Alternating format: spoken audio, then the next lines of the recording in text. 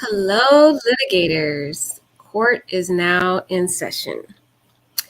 So, I want to talk to you about online dating and a very scary cautionary tale about online dating.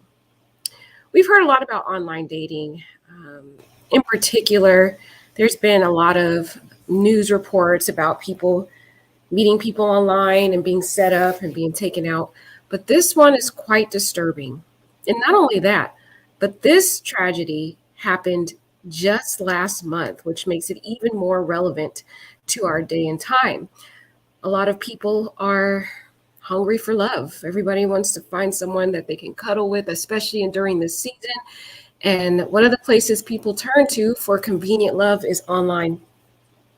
But there's a danger lurking online. There's a lot of predators, creepy people who can't really get individuals in person. They know that they can't attract certain individuals in person. So what they do is they go online and they hide their true identity from individuals who turn into their victims. And I think this story that you guys all need to listen to today will truly help save your life. It's very sad and very tragic.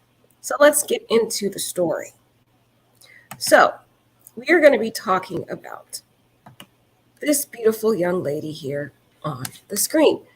And, well, you can't really see the picture because it's so huge. Next to her is this other creepy guy. Well, this young lady, she's from Tennessee. She's from Tennessee, and she was looking for love. She's only 22 years old. And so she thought, hey, like everybody else, modern dating, go online and meet somebody online. So she went online and she started dating this creepy guy right in here that you see on the screen. Creepy guy, Mr. Chin. We'll get into him. Mr. Chin, very socially awkward. He never really had a true identity. In fact, he was so socially awkward. A lot of people found him to be quite creepy in person. A lot of people didn't want to hang out with him. So what did he do? He took his sick psychopath-like personality and he went online. And some things that were really creepy about this particular man is before he came across this victim to the left, Jasmine, he used to pretend to be other people online, and he would target people that he actually knew. And because he wasn't successful with that, he took his sick ways and went online to dating apps, and he was actually impersonating people he knew. Before we get into the article, let's actually go and look at some individuals who spoke about this man because people found him to be quite socially awkward. And these are the type of individuals that you will most likely come in contact with if you do online dating. I would say, and I'm just making these numbers up, y'all, I'm saying about probably 80%, if not more, of the individuals online that you're dating or that are on these online datings are creeps. Okay, they're creeps. They are individuals that are looking for victims. And what makes this case quite disturbing is this young lady, she was such a smart young lady because she actually dated this guy for several months. Okay, she dated him for several months. He became her boyfriend, allegedly. So she tried to do what people do, to protect themselves, get to know the person, see if they're okay, date them for a couple months before you take that step of going to meet them at a residence. Despite all of her precautionary steps she took, she still became a victim and died a very gruesome death that we'll get into. But let's just first hear what people used to say about this creepy guy.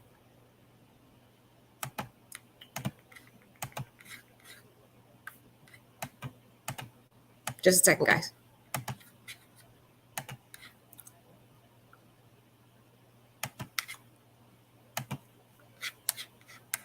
And let me just mute myself.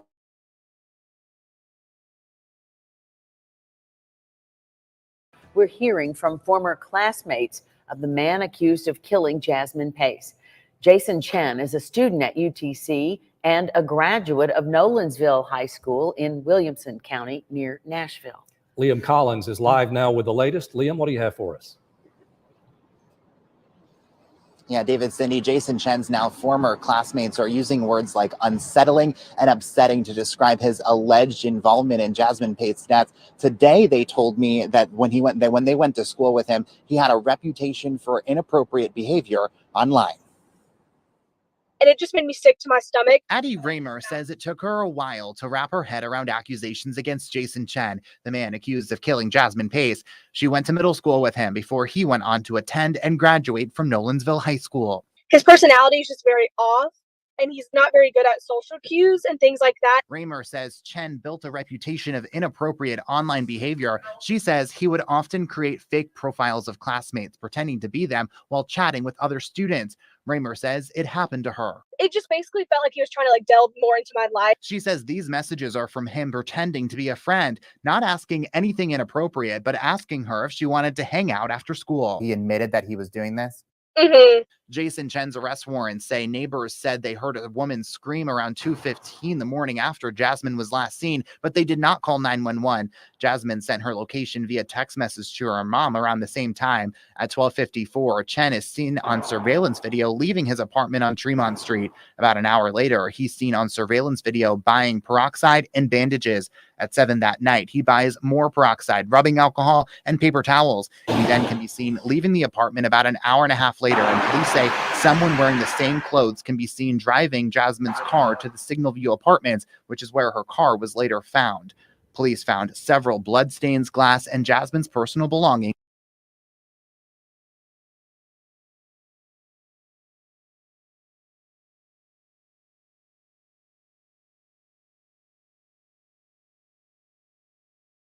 Everybody had known him to be really odd and just not very socially there. Chen is being held at the Silverdale Detention Center. So you can just first hear some of the creepy things that people said about him, that he was odd, that he would impersonate people. This guy or this kid already had 6 sinister qualities about himself. In fact, he was so sick that a lot of people didn't want to be around him. So like a lot of individuals that are psychopath, that have these very dark, sinister personalities, they will go online to hide their identity so that they can lure individuals like yourself who are vulnerable, who are looking for love, and can, deceive them into trusting them, right? And then they can carry out their 6 sinister perspectives. There was another guy who knew him too that I want you to hear from, and you're going to hear from him now, but you'll hear from him again a little later. But let's hear first what he has to say about this sick man.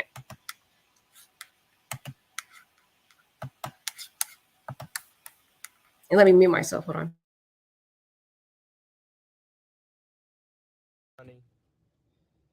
And like I said in the comments, I've always known him. I've known him for the longest, and he's always been weird and fake. So yeah, I appreciate y'all commenting and supporting, trying to help me out. So I appreciate that. Love. So apparently, this man got detained back in Wilco or Williamson County. And like I said in the comments, I've always known him. I've known him for the longest, and he's always been weird and fake. So yeah, I appreciate y'all commenting and supporting, trying to help me out. So I appreciate that. Love.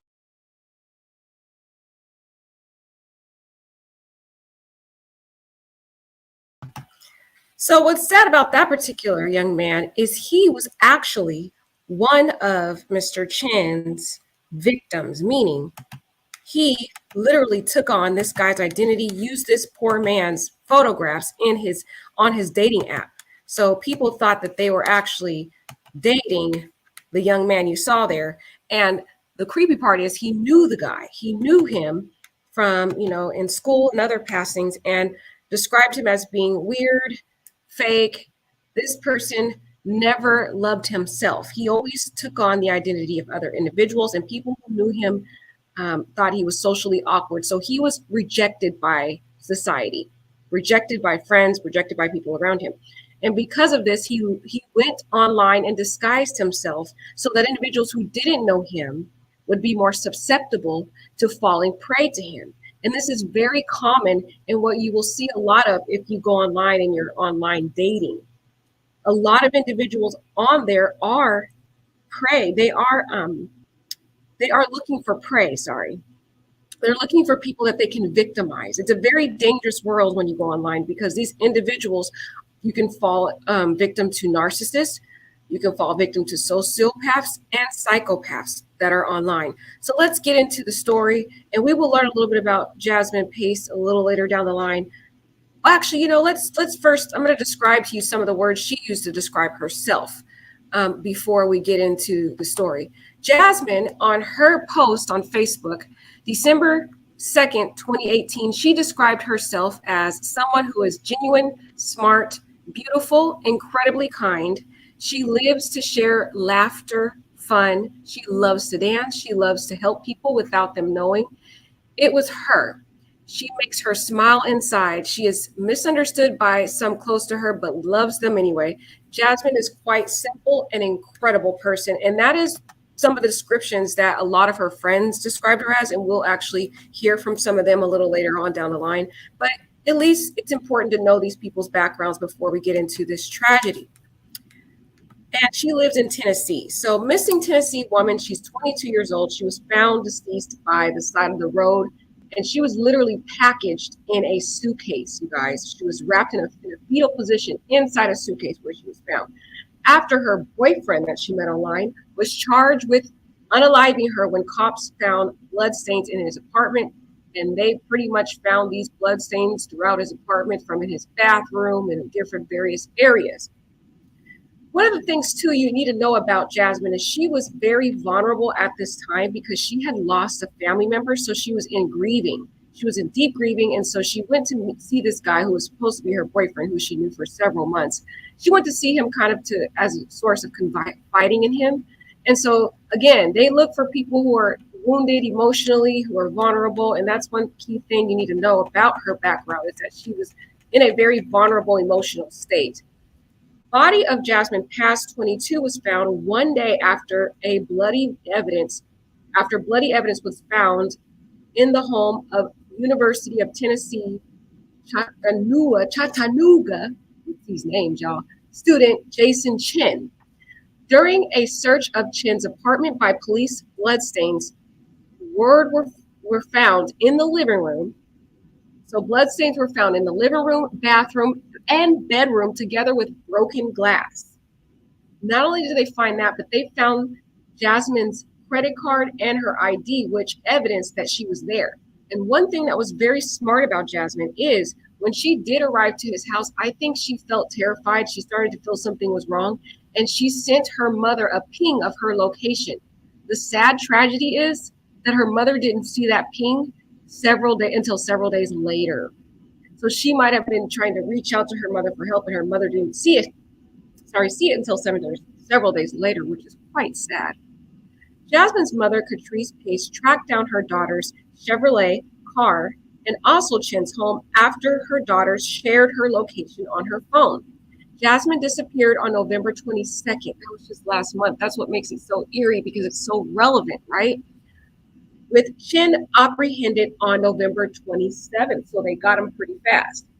Chin is believed to have used Jasmine's phone to send messages pretending she was still alive as he fled town. He has now been charged with taking her life. Okay.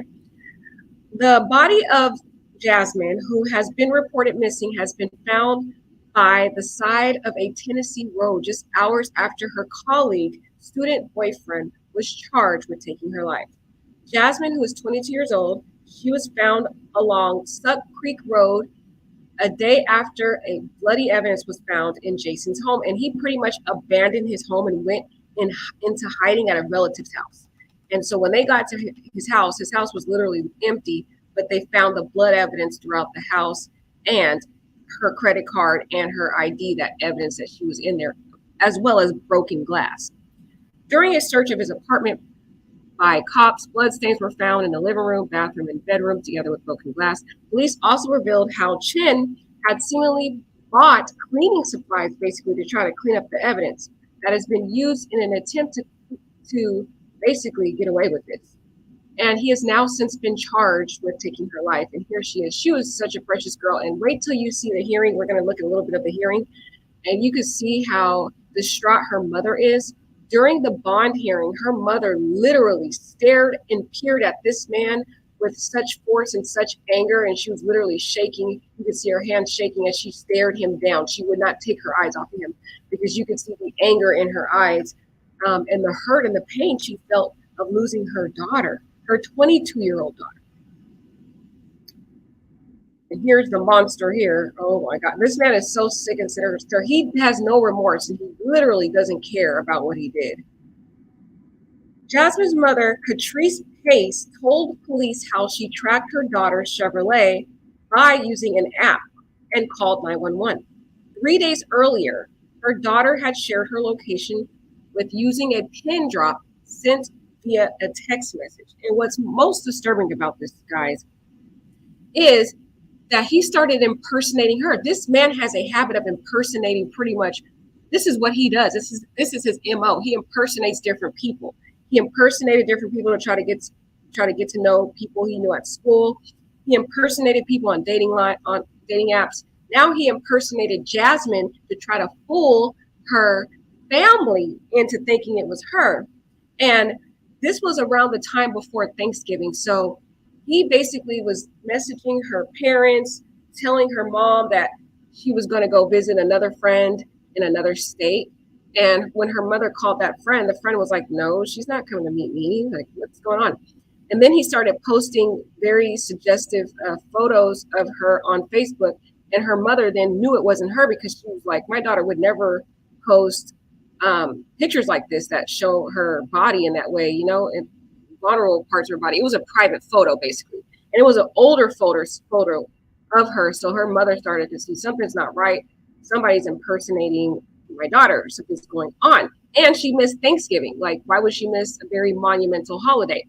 So you could just tell this guy has a complete MO of impersonating people. He's ashamed of himself. He doesn't even like himself. And this is the type of individuals that you will come across if you date online. There's a lot of people just like this man that goes online impersonating these different people so that they can, find someone that they can victimize. And a lot of them have a lot of disorders. Some of them are very sinister, antisocial personalities, such as being psychopaths and sociopaths. You'll find a lot of those individuals on the dating apps. Very dangerous, vulnerable time, especially during the winter time when everybody's looking for love. You want that cuddle time. You feel alone because it's those cold weathers where you want to cuddle up and have hot cocoa with somebody you care about. And so what do people do? They go online looking for someone. And that is a huge danger to you and other people when you do try to use these resources. When her and her husband, when Jasmine's mother and her husband visited the address, they discovered it was Chen's home. That was after Jasmine had pinged her mother her location. Unfortunately, her mother didn't see that until several days later, which is quite devastating. The apartment was unlocked, but looked to be completely empty. This man literally tried to clean up the scene and fled. Obviously, guys, he didn't clean up well enough because when they came there, they saw the blood evidence, so he didn't know what he was doing. Okay. Katrina found her daughter's driver's license and credit cards. A neighbor also told her how there had been a loud disturbance at about 2 a.m. in the morning. So about 2 a.m. in the morning, particular neighbors heard blood-curdling screams. This young lady was screaming for her dear life. This was the last still shot photo of her. This was the actual last photo of her when she was leaving her residence to go meet him. This is how she looked. This is what she was wearing. This was the very last photo. Such a sweet young lady. Jasmine disappeared on November 22nd, with Chen apprehended on November 27th. Chen was not found until November 27th at his parents' home in Nolensville. So he fled his house, tried to clean it up, did a horrible job, and then he was found at his parents' house. hiding. His parents should be ashamed of themselves because they literally are trying to participate in taking up for this kid and they're in court talking about, oh, we will make sure he goes to court. No, your son is evil. And the mother tried to say, oh, he has a normal personality.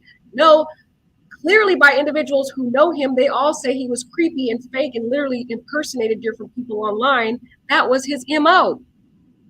Nobody liked this kid. He felt rejected, which is why he did what he did. Probably when this young girl came to his house, he realized the guy was socially awkward also and something wasn't right. That's why she pinged her mother her location, because she was like, ooh, I should have never did this. By the time she got in there, it was too late. It was too late. So sad. And the place that he fled, which was his mom's house, it was about 2 hours away from the location. Surveillance footage from Chen's apartment complex shows him leaving wearing a mask with a black cloth wrapped around his hand. The suspect had cuts on his hand because she put up a fight. This young lady fought for her life. There were defensive wounds found on her person, according to reports. Chen was then charged with first degree, the N-word. A family member publicly called Chen calculated, accusing him of using Jasmine's phone to send text messages, pretending she was still alive as he was fleeing town. Catrice Pace, which is Jasmine's mother, she thanked the community for its support during the search. And here she is, just such a sweet, beautiful young lady, just looking for love, like all of us. We all want love, but that is sometimes that can make us susceptible to finding these or meeting these kind of dark, sinister people online, because there's a lot of these people online. I know dating online sounds so convenient. It seems like something people do when they have a busy schedule. It's quick to just go online, start messaging someone. But there's a lot of just sick, sinister sociopaths online that disguise themselves as other people.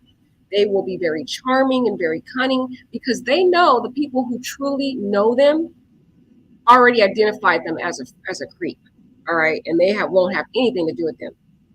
So because they know that, they disguise themselves online because they know individuals who they meet online will not be able to identify the red flags until it's too late. And that's when they're in a vulnerable place, when they're alone behind closed doors and there's no way out. The outpouring of true love and support from the community this past week has meant more than I can explain. I ask that our community and everyone that has been affected by this horrific event, everyone that has a daughter, a sister, a mother, a grandmother, can sympathize with what we are being forced to process, she wrote in a post on Facebook. And that was, I feel so bad for Jasmine's mom. Oh my God, this was from Catrice Pace that she wrote right here, thanking everybody for their support. But I feel so bad for her. My goodness, you guys. Wait till you see, I'll show you, but she looked into such deep pain when she saw this man in court. It looked like she wanted to jump over that rail and just slaughter him. You could feel the rage and the hurt and the pain in this woman, and it was so painful to see.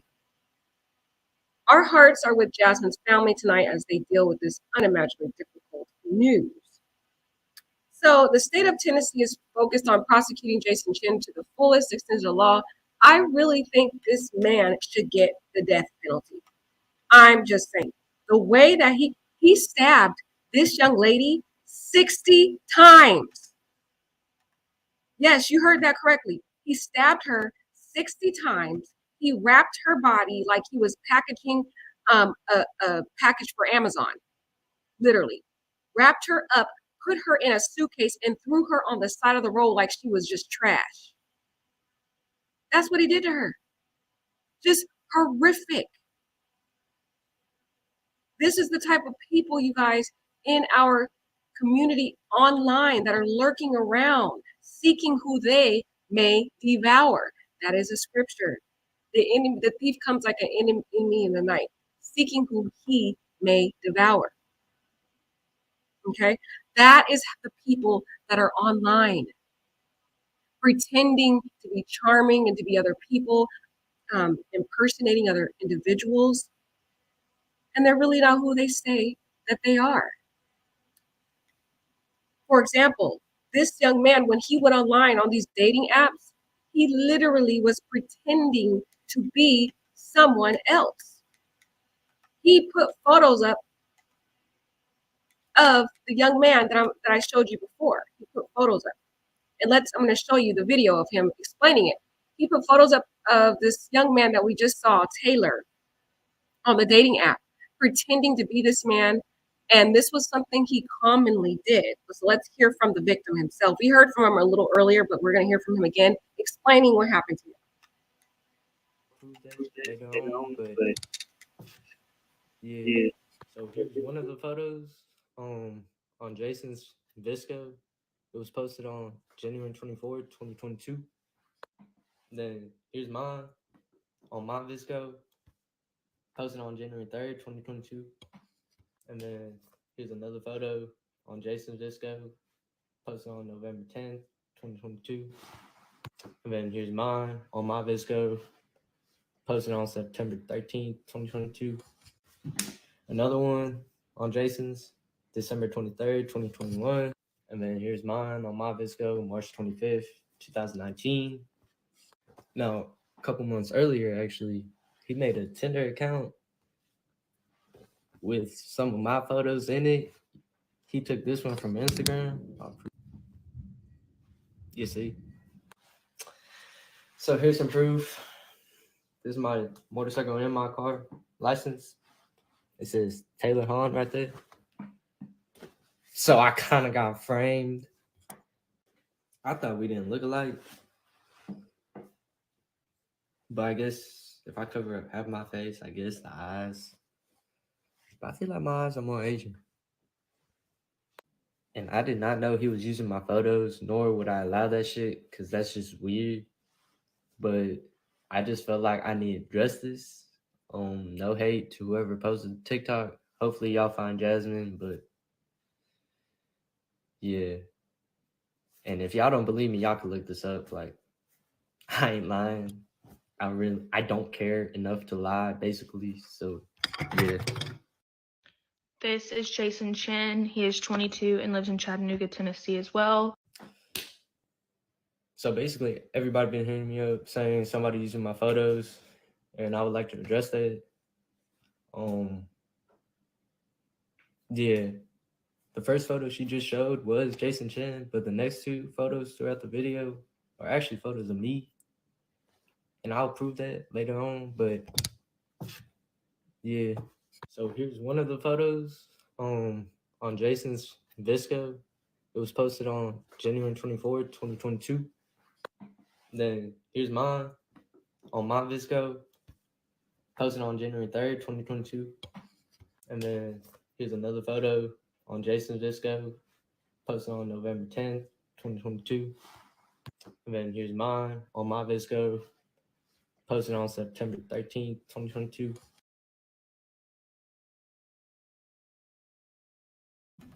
So this poor young man, he was being victimized. He was being harassed after this story came out because people thought it was this young man because Sicko was out here impersonating this poor man, and he had so much hate mail, and so he had to literally do a TikTok to defend himself and protect himself. It's so sad what this man was doing. So let's take a look, you guys, at the timeline first before we get into some of what's going on now with the case. Very just sad, horrific story.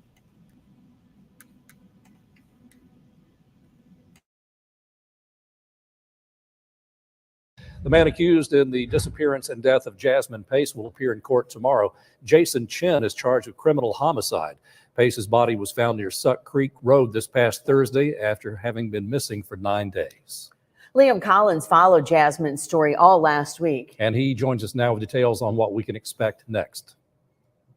Jasmine's story started about 2 weeks ago, and she's last seen on surveillance video leaving her parents' house. This is the last time that anyone would see her alive, and police were able to determine that she was going to Jason Chen's North Shore apartment. This is someone she met just a few months ago on a dating app and has been seeing him ever since. Her family also says that her mother starts getting text messages from Jasmine's phone saying that she's going to go visit a friend in South Carolina. That same friend later told family that Jasmine had no plans of coming to go see her and that she actually lives in Kentucky. Her family says that she really starts worrying about where Jasmine may be because she never shows up to Thanksgiving dinner, which they say is really unlike her. And so they really start looking for her. Jasmine's mom later finds her car at the Signal View apartment complex on Mountain Creek Road, and that's when they report her missing. And so just a few days later, Jason Chen is arrested in Nolensville, Tennessee, and is charged with criminal homicide. His arrest warrants say that they found blood stains and glass fragments and also a lot of Jasmine's belongings inside of his apartment, and also found cleaning supplies, which investigators say they were able to determine he bought from a nearby Walgreens. The next day, Jasmine's case is considered a homicide. Police make that announcement publicly and also beg the public for any kind of information on where Jasmine's body may be. And they continue looking for her until the very next day, about 24 hours later, when her body is found on Suck Creek Road in Chattanooga. Police have not released a whole lot of information about how they were able to determine where her body was and also specifically where they were able to find her. Jason Chen is due in court on Tuesday, December 6th in the morning. We will be there for. So I thought it was really important to go to this timeline because it really breaks down for you exactly what went on, when it happened. But what really disturbs me about this case is you could take every precaution, literally get to know someone. This young lady did it all. I think she was smart in that she took months to get to know this young man. She didn't just go out and date this man and, think that she was safe. No, this young lady took time. She got to know him. She knew him for several months, okay, before she decided to go to his house. She's not like typical stories we hear. Typical stories when we hear about Dateline and online dating and Tinder and, Plenty of Fish and stuff. You hear about someone, they'll message someone online maybe one or two times or whatever, and then they go to their house and they end up slaughtered, okay? No, this is a different case. She knew him for several months. They've gotten to a relationship. She goes to his house. She even sends her mother her location. The young lady did what you would think is take precaution. The reality is we're living in a very dangerous, callous, cold world. And online dating, it's not safe. Let's just be real. I know a lot of times we watch these, we listen to these criminal cases and people get paranoid and they're like, that's it. I'm not doing any more, dating or whatever, whatever story we go over, we kind of take the extreme approach. But I've seen way too many stories like this and way too many patterns of this to just realize, and even with my own personal experience with online dating, what I've realized is there are a lot of sick, callous individuals on dating apps. They are. They're predators, and they have these really sick mindsets and personalities, and they're looking for someone that they can deceive. They're looking for someone who is vulnerable. They're looking for someone who is desperate for love. I'm just saying, I'm gonna be real. Some people out there are desperate for love and they're really hungry for love or whatever, but they know that those people are usually online, and it makes it very easy for someone like that to fall prey to this type of sick, sinister person. That's why I thought this is a very imperative story that you need to hear about, because it could happen literally to any of us. So let's look at what I thought this was a pretty good video. Hold on, let me see if I can find it, where they talk about, where did it go? Okay, here it is. Where they talk about kind of the details. This young lady who was I think she was the prosecutor at the bond hearing, she really was good at kind of setting the tone for how this young lady was found. So I want to share this video with you. A tragic ending to a search for Jasmine Pace led us here at the Hamilton County Courthouse, where Jason Chen faced his bond hearing. Friends of Pace wrote on social media that no matter how hard it was to be in court today, what happened today was a win for Jasmine. You've got last known location. You have a large amount of blood. You have locations where the body's dumped that are connected to this man. You have a body that is packaged like something from Amazon. Disturbing testimony. Wow, did you hear that? How that prosecutor literally gave you a dramatic picture of how this man last left beautiful Jasmine Pace. Packaged this young lady of value, of worth, of beauty, of love, packaged her up like an Amazon package and threw her on the side of the road in a suitcase. I thought this prosecutor really presented a very powerful picture of how horrific and gruesome this tragedy was, which is why I wanted to show it to you. I'm going to keep playing it, but I needed to stop it there real quick, guys, because that right there was gut-wrenching.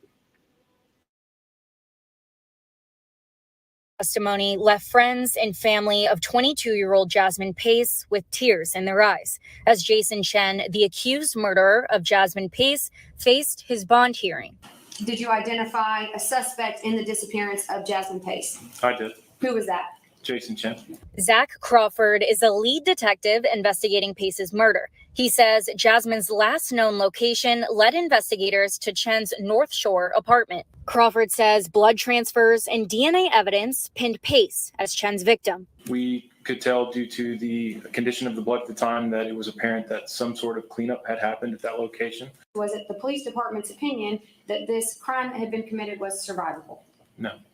Testimony revealed they used Chen's cell phone location to not only track him down at his parents' home in Nolensville, but also find Jasmine's body. The decedent is a young woman who is in that suitcase in basically a fetal position.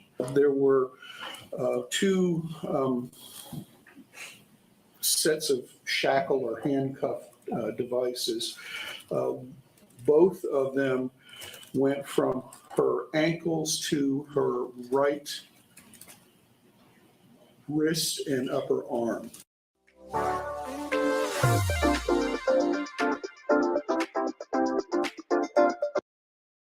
Dr. Stephen Cogswell is the Deputy Chief Medical Examiner for Hamilton County. He says Pace was wrapped in trash bags and stuffed inside a rolling suitcase, caught up in kudzu. There's a total of 60, that is 60, sharp force injuries, both stab wounds and cuts or incised wounds.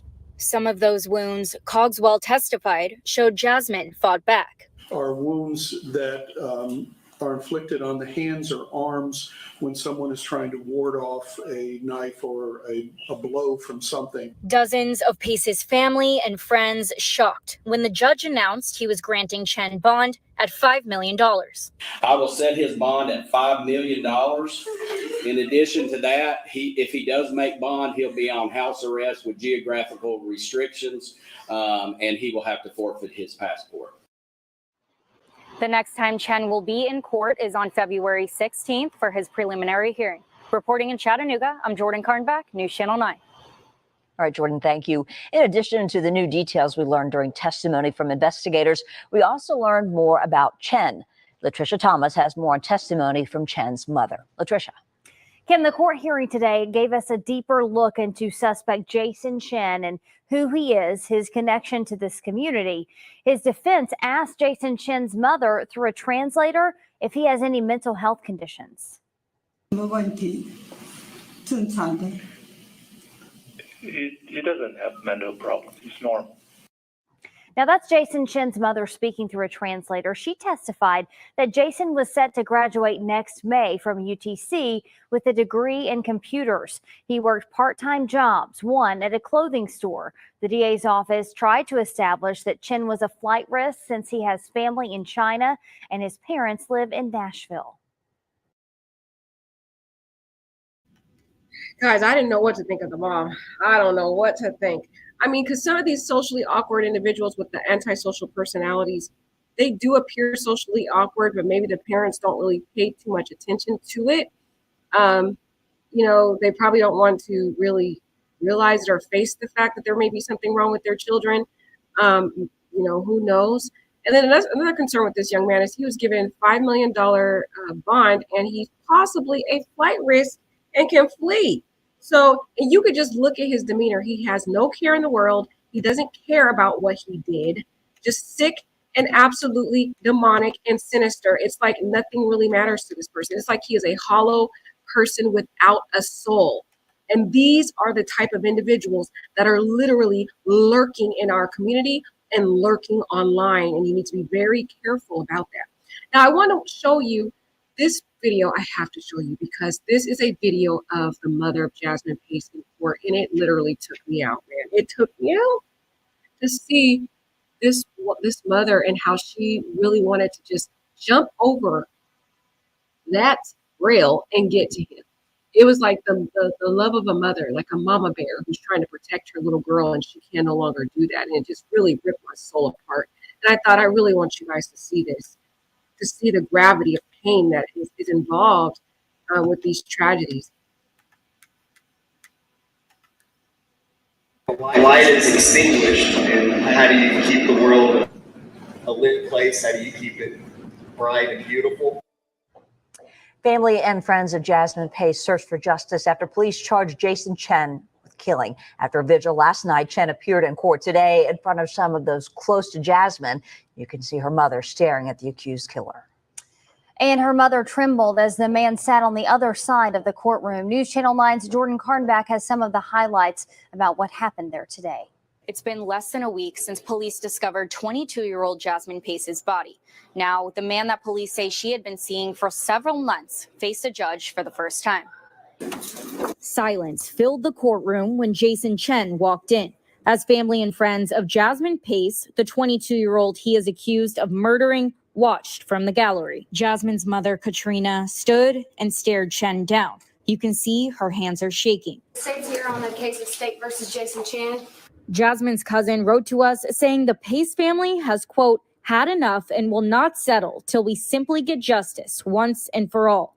Chen went before a judge to set his bond for a criminal homicide charge he faces. But Chen's attorney asked the judge for more time. That at the request of the defendant, we'll ask for a bond hearing on Friday. Hamilton County District Attorney Cody Womp says they are pursuing first-degree murder charges for Chen. Jonathan Turner is a defense attorney in Chattanooga and says there is a significant difference between the upgraded charge Chen may face, including having to prove premeditation. There's various ways you can prove premeditation. I believe the courts have ruled that it can be formed in an instant. So there doesn't have to be a lot of pre-thought, but there has to be some type of planning or some type of thought and intention to kill. So before you do the killing, you had to at least had some reflection, some thought that what you were doing, and then you still chose to go through with the killing. Chen is set to appear in court again on December 9th at 12 p.m. Report. I just continue to play it. But my gosh, did you see the mother? Every time I see the mother and how she looked at him, oh my gosh, it has me in tears. Oh my gosh, every time. I literally, my eyes welled up with tears as I was watching it because the pain of this mother to lose her little girl, the girl she loved so much, she watched grow up, that was so precious to this woman. And she wanted so bad. It rips me apart to see this woman in pain like this. But man, I played it a little longer than I should have, but I really wanted you to see this part, how just much pain this mother is, and how aloof you've seen Chen. He looked like he doesn't even care. Not an ounce of empathy, period. These type of people are soulless. They lack any soul, okay? There are many people out there like this individual that are lurking in our society that lack any empathy, any soul, any emotions, any form of humanity inside of them. They treat individuals as if they are a doll. They can just use up and throw away on the side of the road like this man, this evil demonic entity did, because that's really what he is. Okay, so let's learn a little bit before we get into some more of the reports, because I really liked some of the reports that they have out here about this story, and I want to play a little bits and pieces of it for you. Although I'm not playing all these videos for you. I'm going to attach the complete news videos for you in the description box so you can watch the entire thing. I'm just playing bits and pieces of them. But I'll let you have, watch all of them just by attaching every single one I have out. I've been playing for you guys into the description box so you can watch the entire thing. But I want you guys to learn a little bit about this lovely young lady. They did a memorial for her. And there was people that talked about her and just how precious she was. And, just to maybe we'll go visit her Facebook to just see some pictures of her. But she was just a lovely young lady. Lovely young lady who was looking for love, like all of us. No fault of her own. She just came across a very dark, sinister individual in our community, in our world.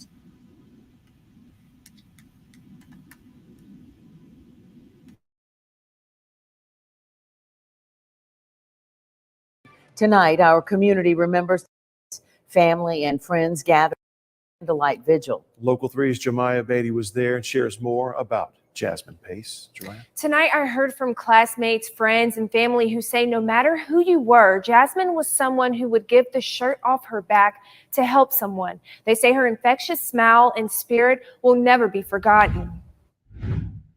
But even from the very beginning, you could see who she was becoming.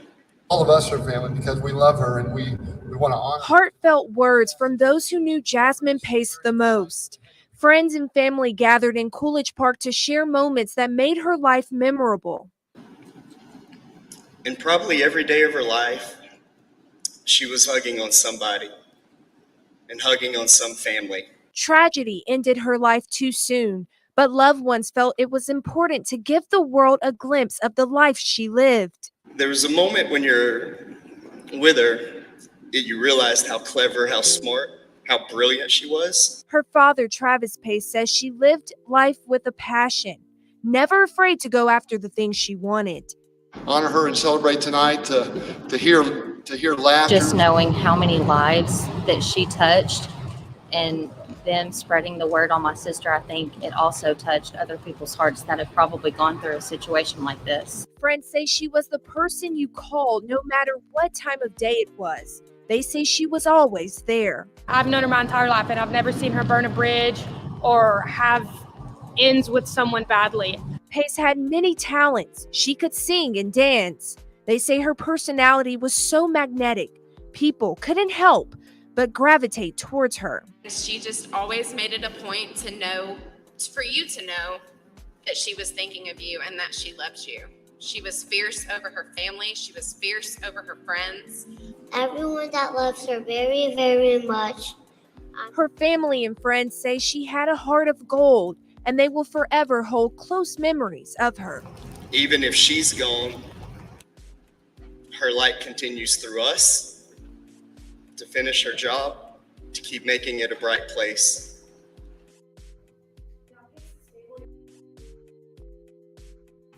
My gosh, guys, that right there, it took me out. It took me out.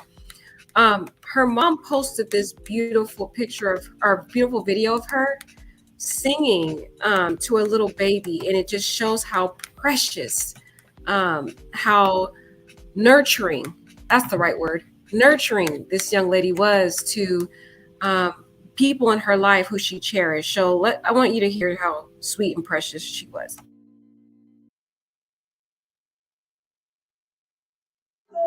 I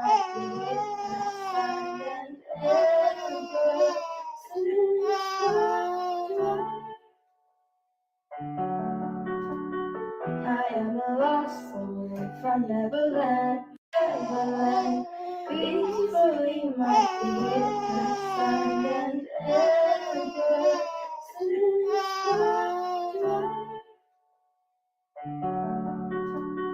I am a lost soul from Neverland, Neverland. Peacefully my feet find and ever.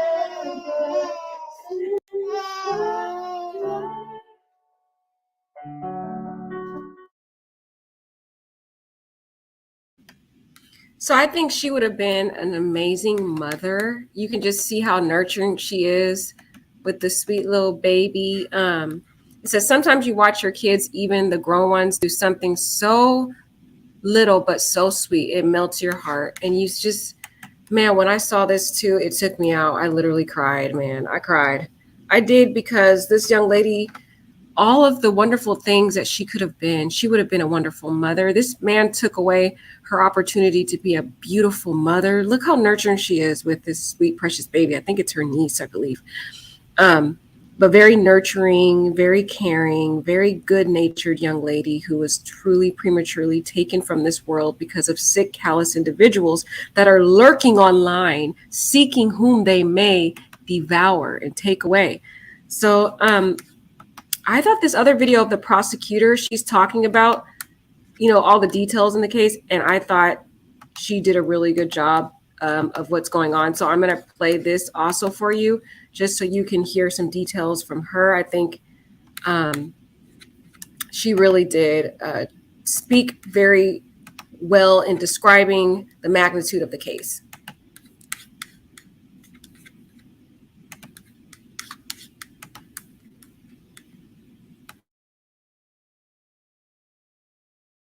Our main concern is Jasmine and where she is at. We will not stop until we find her. Just days after a 22-year-old Tennessee woman fails to show up at Thanksgiving dinner, her boyfriend is charged with her murder. That a suspect was identified, Mr. Jason Chin. Jasmine "Jazzy" Pace was last seen by her family on November 22nd. They say she had planned to leave the Chattanooga, Tennessee area for a few days, but her car was found abandoned in the city the next day. Pace's mother says her daughter dropped a pin location to her via text on November 23rd. When she and her husband traveled to the pin location, they found the apartment complex where Jason Chen lives. The last known location that we have for Jasmine would be at Jason Chen's apartment. It appeared that they've had a relationship for a few months, but the exact knowledge of how they first met is still under investigation. According to a probable cause affidavit, Pace's mother found her daughter's driver's license and credit cards inside Chen's apartment. Neither Chen or Pace were in the apartment at the time. We did execute a search warrant at his residence, and we did obtain evidence within his residence. A forensic team later determined there had been blood in Chen's living room, bathroom, and bedroom that had been cleaned before investigators arrived. They also found newly purchased cleaning supplies inside the apartment. There was evidence located at Mr. Chin's apartment that led the Chattanooga Police Department to identify him as a legitimate suspect. Investigators found Chen at a family residence in Williamson County, about 2 hours northwest of Chattanooga. He was arrested and transferred to Chattanooga's Hamilton County on Wednesday. At that point, Chattanooga officials made a major change to the investigation. The Chattanooga Police Department transitioned the missing person investigation into a homicide investigation. Chen is now charged with 1 count of murder in the first degree, though Pace has not yet been found. The state of Tennessee is pursuing first-degree murder charges based on the evidence that we have at this time. After Chen's arrest, investigators say he obtained an attorney and is no longer speaking with police. But investigators say they've received hundreds of tips so far and ask anyone with more information to contact the Chattanooga Police Department. Our main concern is Jasmine. Our main concern is her location, where she is. She is our priority. She will continue to be our priority from this day forward. For the latest developments in this story and all things true crime, stay with Law and Crime Network. I'm Sierra Gillespie.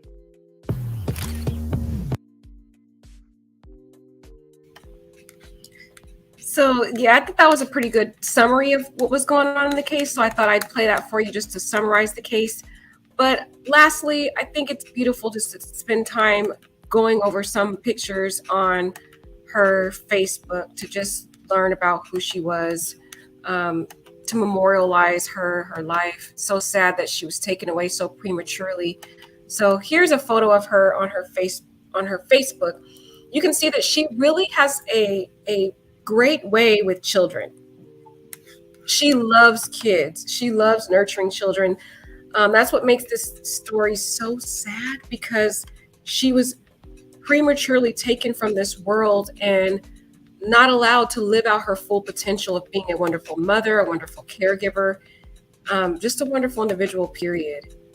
Another picture of her just showing her inner and outer beauty, really, and was so wise in her young age. But even though you could be wise, but this story cautions you that even if you are a wise individual, you could still fall prey. Let's read what she has here. She says, if I tagged you, don't disappoint me. If I didn't tag you, please, no offense. I tried to choose people I thought would make this challenge fun. Too often, women find it easier to criticize each other instead of building each other up. With all the negative out there, let's do something positive. Upload one picture of yourself, just you, then tag so many beautiful women to do the same. We will build ourselves instead of tearing us apart. And then she goes and she tags people. Just such a sweet-natured young lady who didn't deserve this. It's always the good individuals that are prematurely taken from us because we are so trusting. You know, you're so trusting of individuals around you because of your sweet nature, which is a cautionary tale to be careful. So here's some photos of her that we'll just go through to memorialize this sweet soul. This post here was March 8th, 2015. She says, "You can't break me."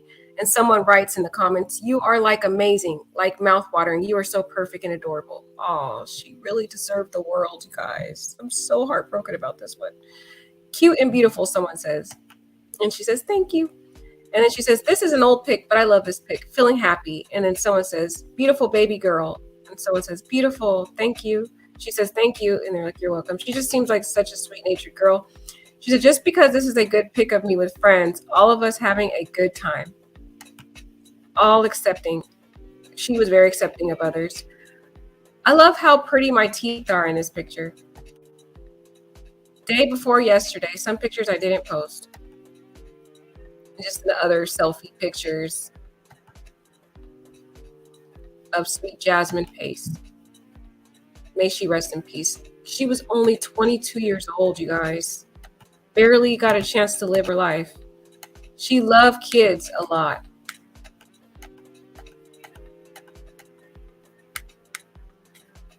May she rest in peace. So very sad, guys. This story is just a heartbreaking story of a sweet young lady who deserved the world, who was taken away from the world because of a sick, sinister, demonic person. So what do you guys have to say about this tragedy? Right. Okay, this right here, Uranus. I couldn't have said it any better right here. Wait, I'm going to find the one you said. Uranus is right. He says the rejected use apps. This is something I'm finding as I cover these stories, and life experience has taught me that a lot of individuals who are rejected by society, who are socially awkward, who are antisocial, who have very sick, sinister, sociopath-like personalities, those are the individuals lurking online. Those are the people you're going to find when you go online. And it's like, and when there are good people online. We can't generalize. There's some good people on there, but it's like searching for a needle in a haystack for the good people. That's how difficult it is. You literally have to search like a needle in a haystack to find the good individuals, the good human beings. So that's why it's very scary. Why was she with this weirdo looking guy? Because he pretended to be someone else, Pink Dot Average. That's the problem, sweetie. These individuals will not portray who they are online. They use fake photographs, as I just showed you. If you watched it earlier, you would have seen that he was using fake photos. He was impersonating another individual. So Jasmine didn't even know who she was dating. She thought she was dating someone else when she actually met him in real life. I think she realized that she had made a mistake and this wasn't the person who she was meeting. And sadly, it was too late, and she tried to send her mother her location, but by then it was too late. It was too late by then.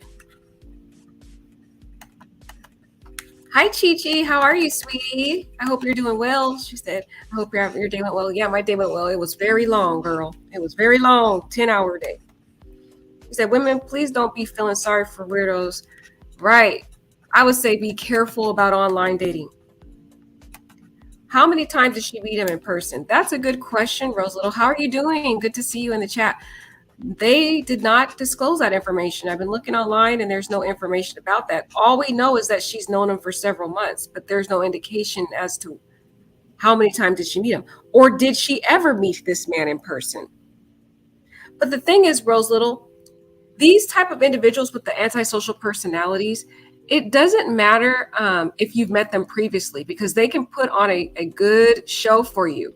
You can meet them at coffee shops, go on a couple dates with them for several months, and then they get you to a point where you trust them, because some of them want you to trust them. So they'll be on their best behavior for several dates, several months, and then out of nowhere, you're alone with them one day and they snap.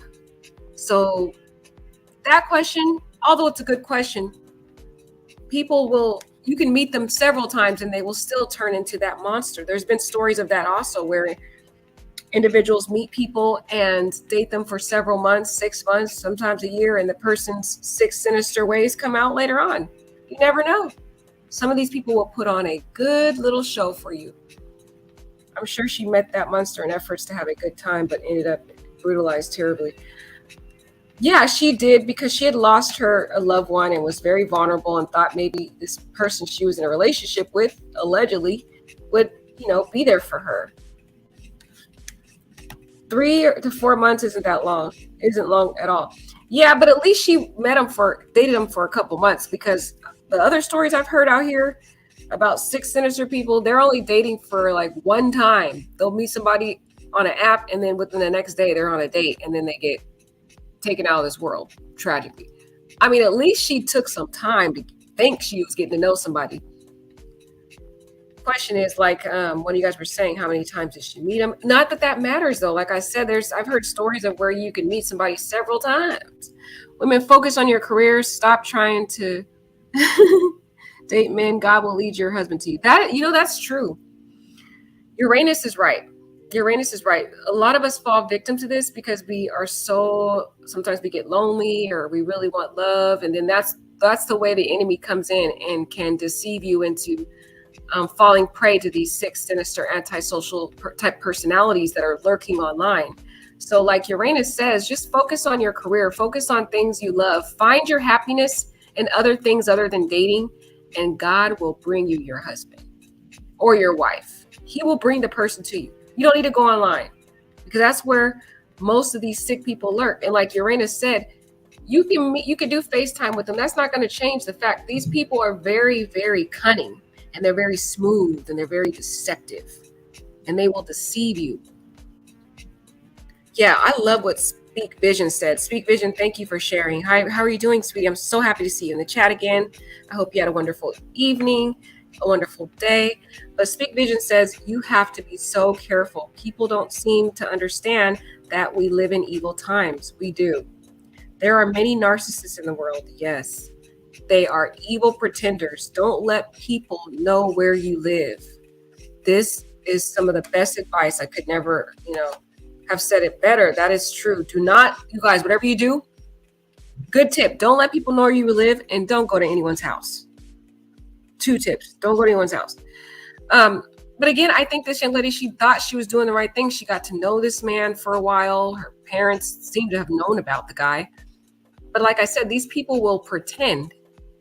They will pretend. And they will pretend to be these perfect individuals until one day they snap when you're alone and you trust them and your guard is down. When you start letting your guard down, you feel, okay, this person's been nice to me all these several dates that I've gone on. I'm safe. And then next thing you know, the person snaps and you're like, who is this person? Completely different. Completely different, okay? Sherry Gamble says, this is why I warn my children not to date or find friends this way. Even though in person is still risky, but it's better than one online. That's true, Sherry, because the thing is, the reason why it's more risky online, and in person, you could come across people also, but People, the reason why it's more risky online is because the majority of the antisocial psychopaths, they go online to hide their identity, because people who truly know these individuals, they don't want anything to do with them. So they're constantly rejected by society, day after day after day, year after year after year. So then they start to go and hide their identity online, and they try to impersonate other people who they wish they could be. Like this man, he was constantly in a habit of taking people he knew who he wanted to be like. He would take their photos and he would impersonate them. He would make up accounts that looked like the people he wanted to be, that he could never be.